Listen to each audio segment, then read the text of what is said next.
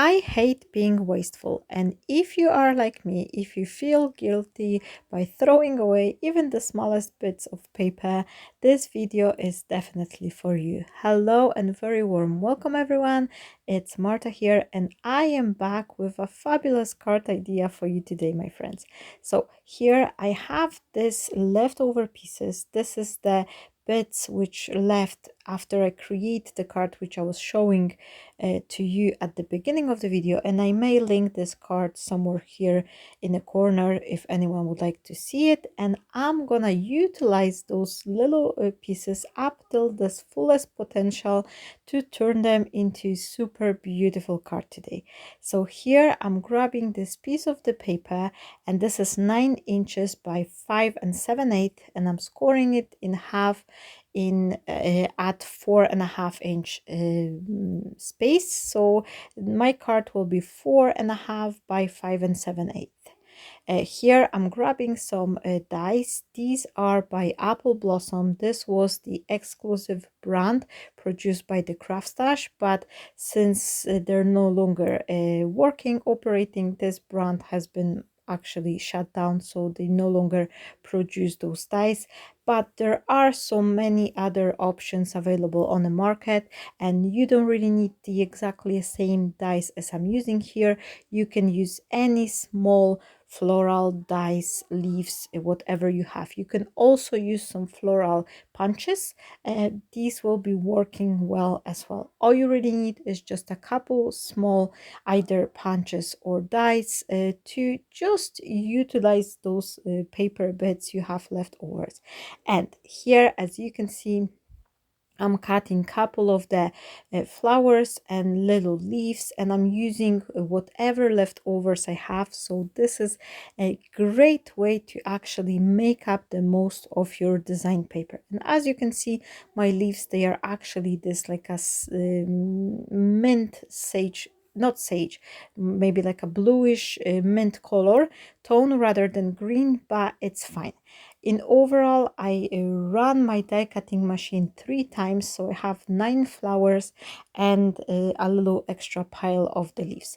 Here I'm picking up some distress oxide inks. I have the Saved Patina, Rustic Wildness, and Worn Lipstick, and I'm using my finger dabbers just to add teeny tiny bit of the ink on each one of those elements. This will bring them to life, and it will create that depth on the images. And this is one of my favorite technique. I actually love, especially for the foliage, I love cutting leaves from the design papers when they have those different texture image on them. This really makes them looking very interesting. And I am coloring my leaves into 2 different tones. Some of them are more bluish, the other one are green. But I'm actually inspired by this label image, this round label I was sharing with you at the beginning. And these papers, these are coming from the same collection designed by me, which is available on my Buy Me a Coffee page. Lastly, I add additional texture by stamping this very old text stamp. I don't know, I think it was freebie from one of the crafting magazine. There wasn't any particular brand there for the stamp. Anything like if you don't have stamps, you can also create a couple of the splatters with the ink. That will be working fine as well. I also found a piece, very old piece of the white paper, which was embossed. And as far as I'm aware, this embossing folder, it's also one of the freebie from the card making magazines. I do have large collection of those because for I think nearly like 3 years I was working as a commissioner for the magazines was once I was living in Scotland. So I do have lots of those extra pieces which are coming from the magazines, and you don't always need to have the same exactly the same supplies as I have. Some of the elements you can actually recreate with the things you already have. If you don't have any like embossing folders, you can place your paper on the scoring board.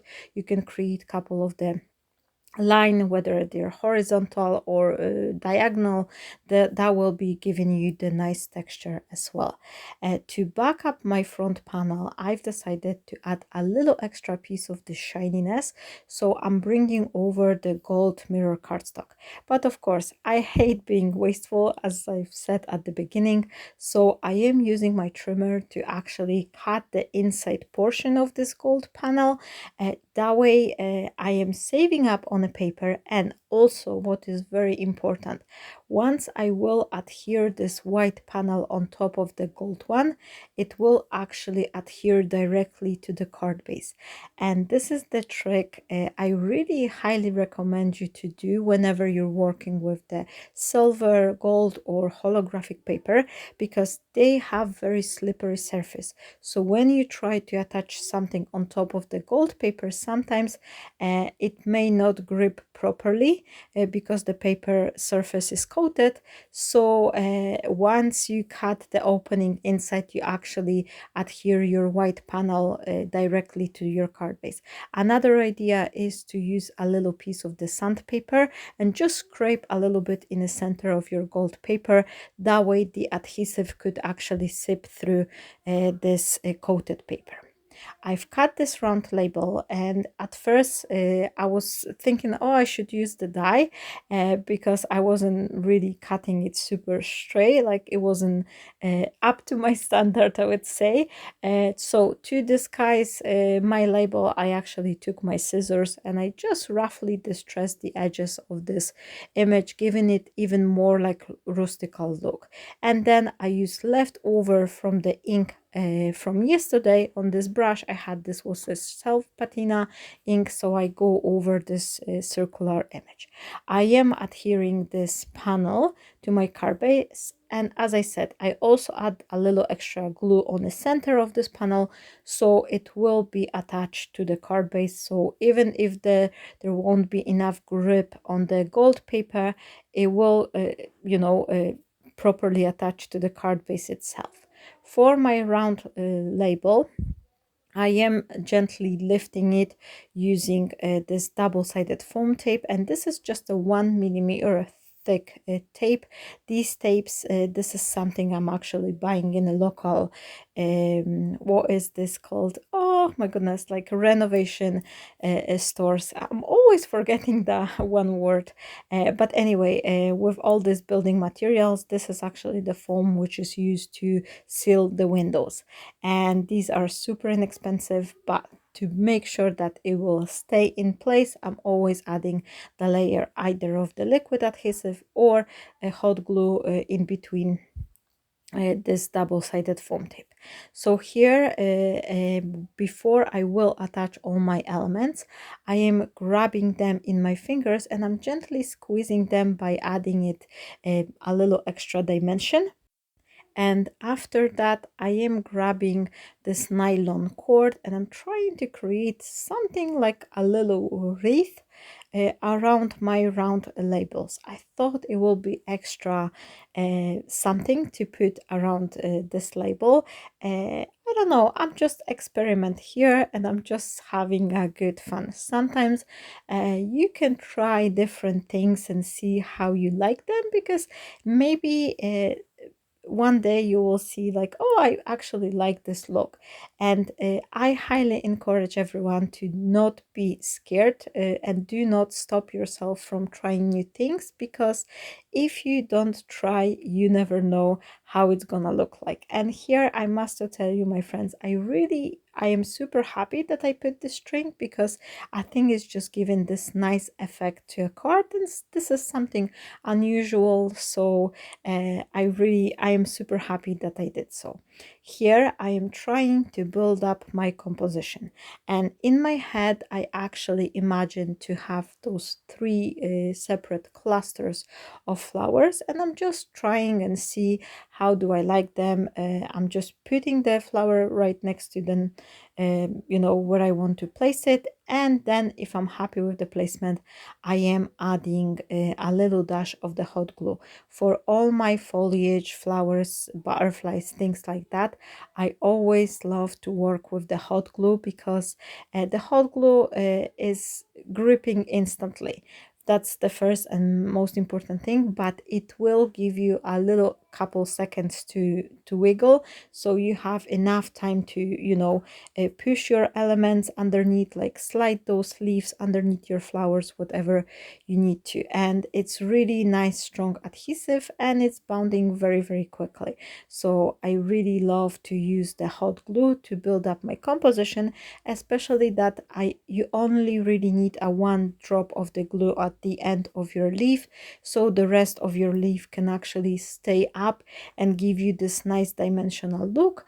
But in overall, your card is actually staying flat, so it's great for a postage. And you can see here I have those like two color tone, different colors leaves, and this is what I actually have on this little extra circular label. And this was the inspiration for me when I was picking up the color to give that extra color to my foliage. Here I am bringing over the same sentiment which I was using in my last video, but this time, instead of cutting it as a fishtail, I've decided to place it directly on the piece of the gold paper, so I could recreate the same frame which I have underneath my front panel.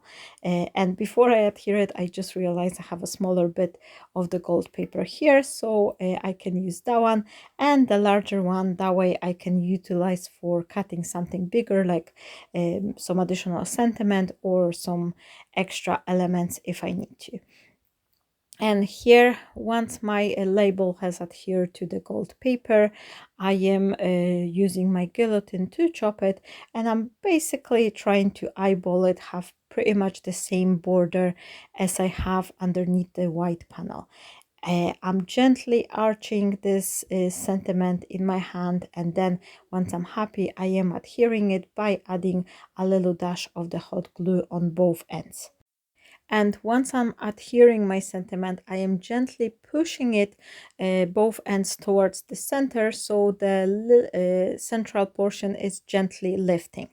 If you want to create a really big arch, I suggest you to place a little piece of the foam tape in a central portion, so it's not gonna collapsing once you put it to the envelope. But for me, I only left it teeny tiny bit, like 1 millimeter, so it's not gonna be collapsing in the center. I'm also adding additional bow because I think this card is so nice that it's really the bow will be here as a cherry on the top. And this time I've decided to actually place it on the right side, and I'm gonna be tackling in underneath of my sentiment. One important thing I always try to remember is to leave myself like 1 or 2 small flowers. Never put the entire, like all the florals you have on your composition, because later on, this is something I really like to do for the places where I put my bow or I want to mask something. I do have this final like extra 1 or 2 flowers.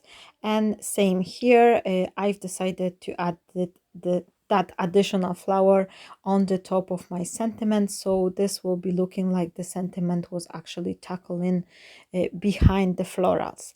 So this is one thing I always try to remember, to actually create a little extra few elements. It's better to have few extra flowers than don't have enough. Of course, you can always cut down an additional batch, but since I am mass producing those elements, I always like to have some extra, because later on I can, put those in a little extra container to have some extra leaves and flowers for another card. But that way I don't have to repeat the same step step of bringing in the dies to my desk, cutting down, then use the ink. Once you already have everything there, it's always worth to cut a couple extra bits just in case. To finish off my card, and this is actually the most important thing to create this card, which really makes it pop, is to adding couple of the gold centers. Since I have the gold mirror cardstock underneath my panel and sentiment, I thought the gold pearls will be just working here perfectly. And you can see with every pearl, once I'm adding them to a flower centers, this card is just bringing it to life. This was fairly super easy card. Everyone can do it, and most importantly, we just get rid of the scrap papers which otherwise would land in the bin. So I hope you enjoy today's proposition, and you will create the cards like that using your own scraps. And if you do, please share them on a Facebook group or tag me on a social media as well. I love to see your cards as well. Thank you so very much for watching, for all your likes, shares and comments. And if you like my content, please make sure to subscribe my channel so you're not gonna be missing my next videos. Thank you so much. Have a beautiful day, my friends. Stay blessed and bye-bye.